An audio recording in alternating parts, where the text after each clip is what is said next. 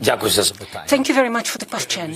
First of all, as to the age of drafting, tell me, please, if a person... Yes. Yeah, please, can you use it? Thank you.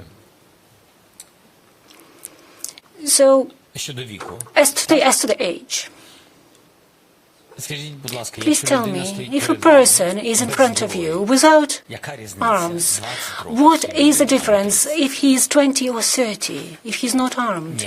There is no difference.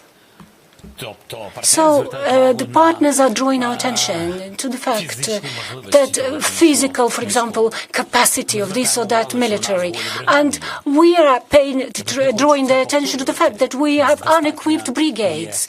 We have different brigades, we have very strong ones, but there are brigades without equipment. First of all, no weapons. The other question is that, and it seems to me that you know how to put it in a good way. When we talked about the training of 14 or 12 brigades abroad, we have agreed a year ago that it should have started in the United States, and we discussed with the European colleagues that there will be a concrete schedule where this or that brigade, it's very important, not separate people, but the whole brigade, that it is trained wholly with the armaments, with the commanders, so that is one collective, that it influences their capacity and their morality at the front when they are at the battlefield. And today we only have one brigade which was trained in France, and only one brigade which is additional now trained in Germany, and it's being trained by the way, United States. And if from that block we have two brigades, we are not talking about people here, we are talking about arms. We don't have enough weapons, we don't have enough equipment. It's not about not enough people. Of course, people are never sufficient. Of course, commanders want to have more people, but very important is that they are equipped and they are ready to protect the country.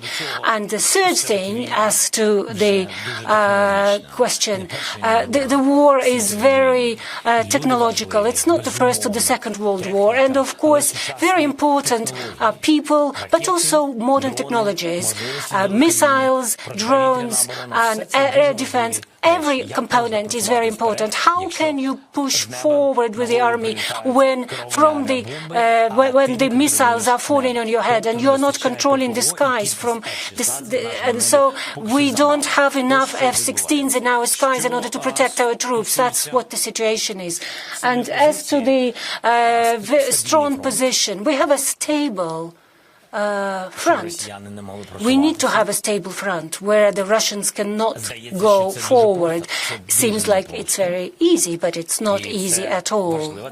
And it's very important. Is that a strong position? Yes, it will speak to the fact that Russia does not have a capable army which goes forward. So the army is weakened enough, and that would mean the strength for Ukraine. I would not to come back to that. What is missing to that? Have brigades, as I mentioned, financial support. Yes, we have support because of the G7 decision of using the 50 billion. Of course, the decision is there, and the money will come. And it speaks about the fact that Ukraine financially supported, especially budget, and it's also economic stability, and it's also adding up to our strength and its macro-financial stability.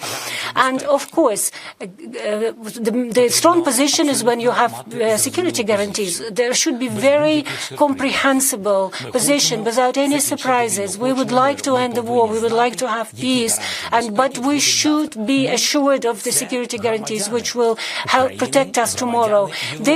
We are citizens of Ukraine, we are citizens of Europe. About 8 million of Ukrainian refugees are now abroad.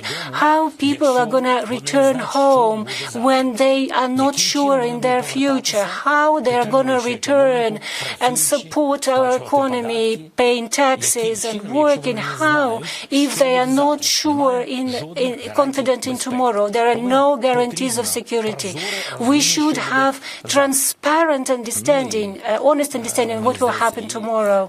And of course, what strength also would be the strength of the new administration in the United States, which will be ready to support Ukraine and to support the sanctions against Russia. So this is the strength of Ukraine during negotiations.